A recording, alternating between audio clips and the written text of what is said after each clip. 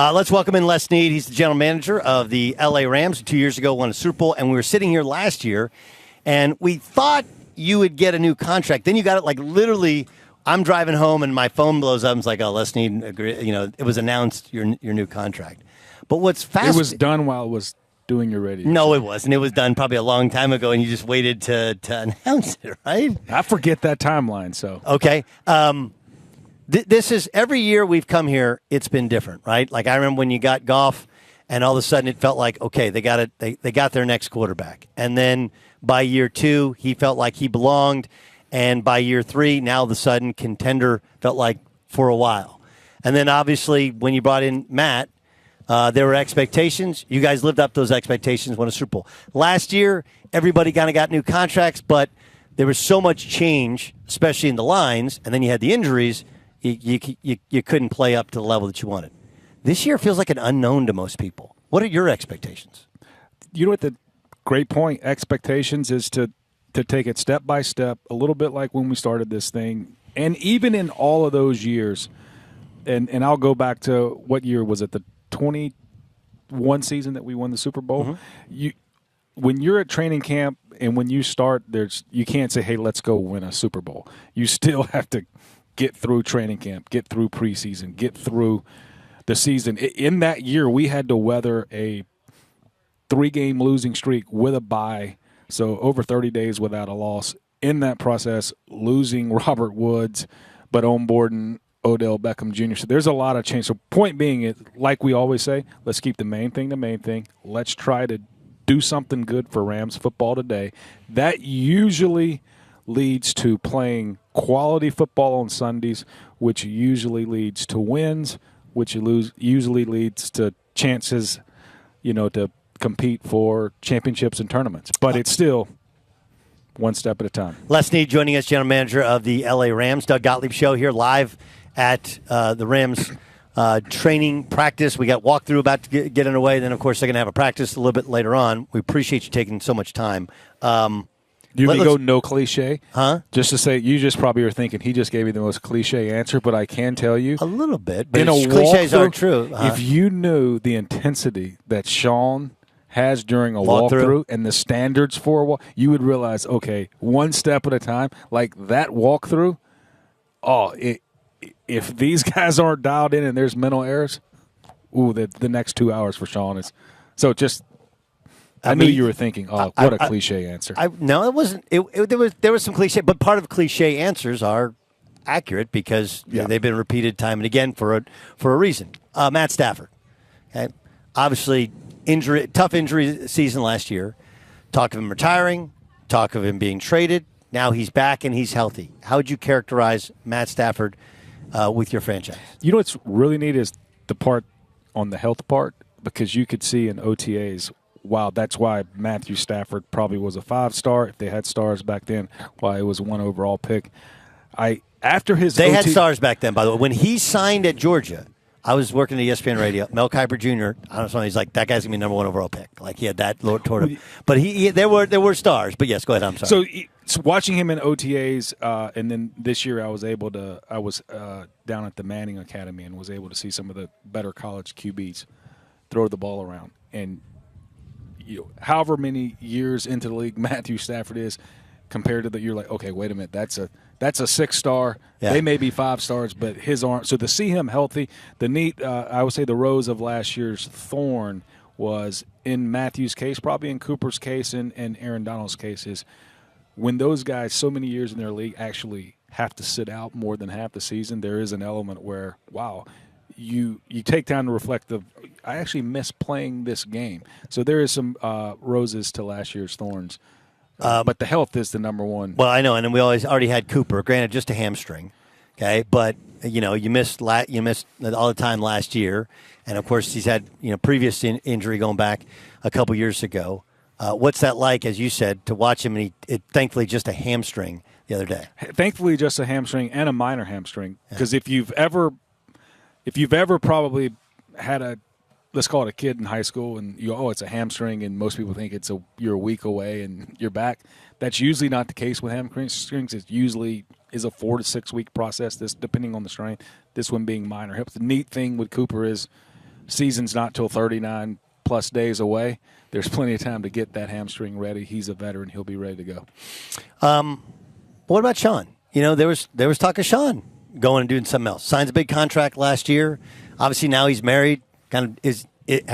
What's he like from your perspective in terms of how he goes about his daily business? I think that was one. He would tell you this. He's articulated in many ways that let's call it the rose of last year's storm for him. The stress and drudgery had caught up to him.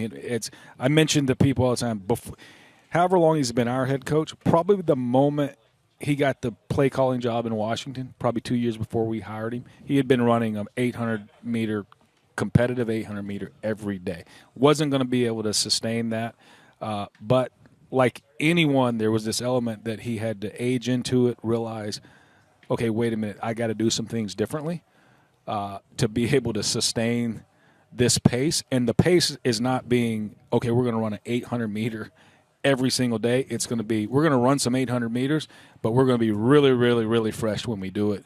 And there's a way to do that. And I think that's what he was able to intentionally set his mind to this offseason. What's it like for you, Les Snead joining us here in the Doug Gottlieb Show live at LA Rams training camp? For you, 2 years ago it was, we don't need the picks. We're going for it now. So now, as you said, it's kind of going back to the past where you need these young players, first and second year players, to develop. I mean, you got a litany of fifth and sixth round picks this year, and they're fighting for their survival right now. What's that like for you to evaluate and put your ultimate 53 roster together? The neat thing is, even in the past, we have had to rely on players in their rookie contracts in key roles. We might have had a few more veteran core players to mix in with them. So this year being different is instead of Jalen with let's call it players on their rookie contracts, it may be all players on their rookie contracts in the defensive back end. So we've been through that before. We're used to relying on players on rookie contracts, important roles. This year we're going to have to rely on more of them.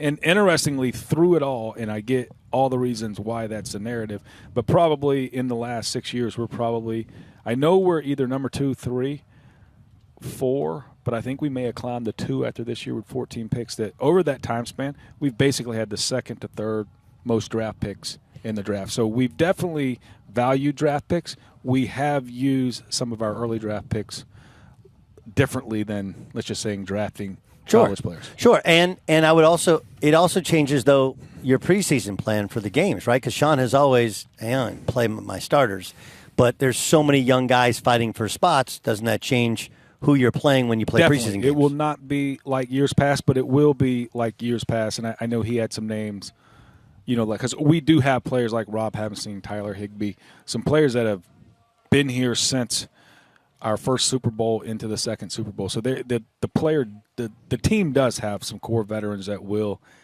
get the, let's call it, non-preseason play treatment. But there is an element of trying to engineer as competent a collective as possible. And because we mentioned let's talk the defensive side of the ball. There's a lot of players on their rookie contracts on that side of the ball other than Aaron Donald. And so we're going to need those guys to gel during the preseason. Of the things you've seen in your time in the NFL, and I know he's not part of this team now, he's fighting for his spot in Tampa. Baker coming in with almost no prep, running a 2-minute, and winning you a game. There wasn't a lot of highlights last year because of all the injuries, right?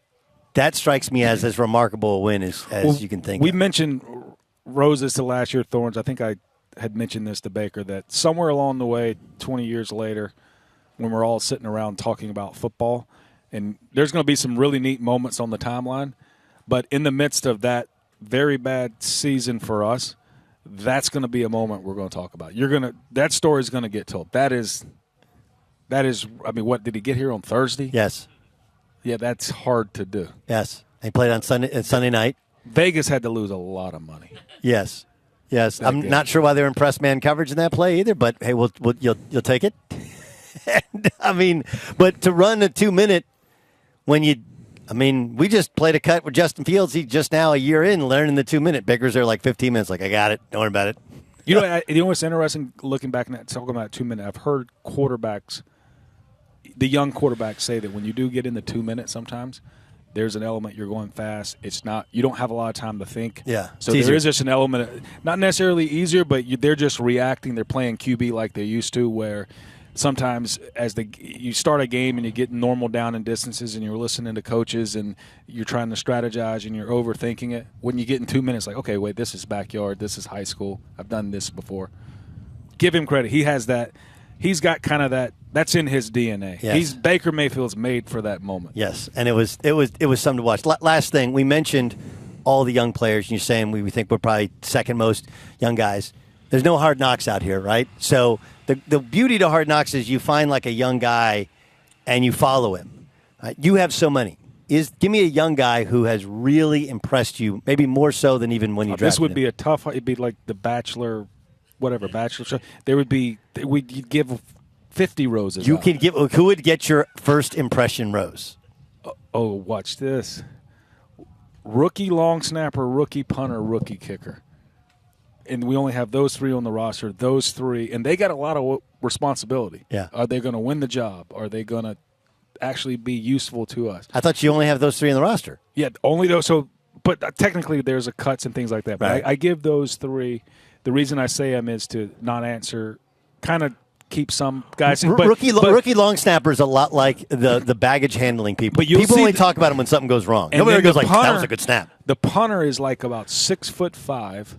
If you YouTube him, he's deadlifting and cleaning, and he's never held before because he was punter and kicker at Wingate College. Have you ever heard of Wingate?